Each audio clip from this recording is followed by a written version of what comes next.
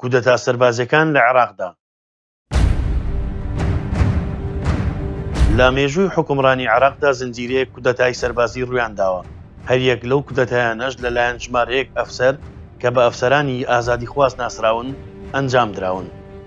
تیایەندا زۆرترین ئەفسەر و سیاسیە ناسراوەکان بوونەتە قوربانی و وێنێکی زۆری هاوڵاتیانیش ڕژاوە. لە زۆربەی کودەتاکانیشدا ڕۆڵی سەربازی لە چارەسەرکردنی کێشەکاندا یەکلاییکەرەوە بووە. کودەتاکەی بەکر سدقی لە ساڵی 1936 یەکەم کودەتا بوو لە عێراقدا. بەکر سدقی بە هاوکاری چەند ئەفسەرێکی پلەباڵا لە شەوی 27 تشرینی 1936 جێبەجێکرا. ڕۆژی 29 تشرینی یەکەمی ساڵی 1936 حکوومەت دەست لە کارکێشانەوەی قبول کرا. ماوەی ئەم کودەتایە زۆری نەخایاند و لە ئابی 1937 کۆتایی هات. کودەتای ڕەشید عالی گەیلانی لە ساڵی 1941دا. لە ڕۆژی یەکی نیسانی 1941 کێشە کەوتە نێوان چوار سەرکردە ناسراوەکانی کودەتاکە و دواتر ڕۆژی 3 نیسان سەرۆکایەتی ئەرکانی عێراق بەیاننامەیەکی دەرکرد بە گرتنە دەستی دەسەڵات لەلایەن ڕەشید عالی گەیلانی. کودەتای 30 تەمموز لەو کودەتایەدا بەعسیەکان توانیان کۆنتڕۆڵی تەواوی دەسەڵات بکەن و هیچ مەترسیێکیان لە بەردەم خۆیان نەهێشت و ناوی ئەم کودەتایەشیان نا کودەتای 30 تەمموز. صارت ثورة تموز ب 17 اكو كان جدال عليها بالقيادة، ثم اختير الحل إلها ب 30 تموز، وحل 30 تموز كان يوم 16 تموز ويوم 30.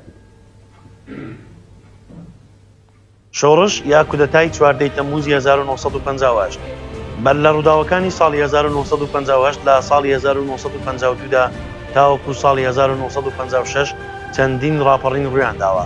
دواتر لە ساڵی 1958 لە ڕێگای کودەتای سەربازیەوە حکوومەتی پاشایی لە عێراق کۆتایی پێهات و عەبدولکەریم قاسم جلەوی دەسەڵاتی گرتە دەست. کودەتا سەرنەکەوتوەکەی شەواب لە ساڵی 1959دا.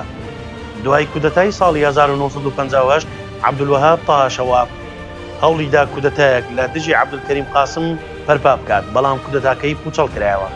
کودەتاکەی ساڵی 1964 هەندێک وایان دەبینی کە عەبدولکەریم قاسم لە شۆڕجێڕێکەوە بۆتە دیکتاتۆرێک. هەر بۆیە لە 18 تشرینی ساڵی 1963 کودەتایەک لە دژی عەبدولکەریم قاسم ئەنجام درا و خۆی و وەزیرەکان و سەرکردە سەربازیەکان لە عێراقدا لە سێدارە دەران. کودەتای بەعسیەکان لە 7 تەمموزی 1968 ئەم کودەتایە لە دژی عەبدوڕەحمان عارف کرا. بەعسیەکان توانیان لە ماوەی دەسەڵاتی دەست بەکاربوونیان دەست بەسەر زۆربەی شوێنە گریگەکانی حکومڕانیدا بگرن و هەوڵیاندا کە عەبدوڕەحمان عارف ڕازی بکەن کە دەسەڵات جێبێڵێت، بەڵام وا دیار بوو بەمە ڕازی نەبوو تا لە کۆتایی بەعسیەکاندا دەسەڵاتیان گرتە دەست لە 30 تەمموزی 1968. کودەتای نازم کەساس لە ساڵی 1973 دوای دەرکەوتنی ناکۆچی لە نێوان ئەحمەد حەسەن بەکر و بەشێک لە سەرکردە دیارەکانی 30 تەمموز نازم کەساس هەوڵیدا کودەتایەک لە دژی حکومەتەکەی ئەحمەد حەسەن بەکر ئەنجام داد، بەڵام نەیتوانی سەرکەوتوو بێت و بە پێچەوانەوە بەعسیەکان بە کوشتن و لەناوبردنی نایارەکانیان زیاتر شوێن و پێگەی خۆیان لەو حکومەتەدا تونتر کرد و دەسەڵاتی خۆیان بۆ ساڵانێکی دوور و درێژ سەپاند.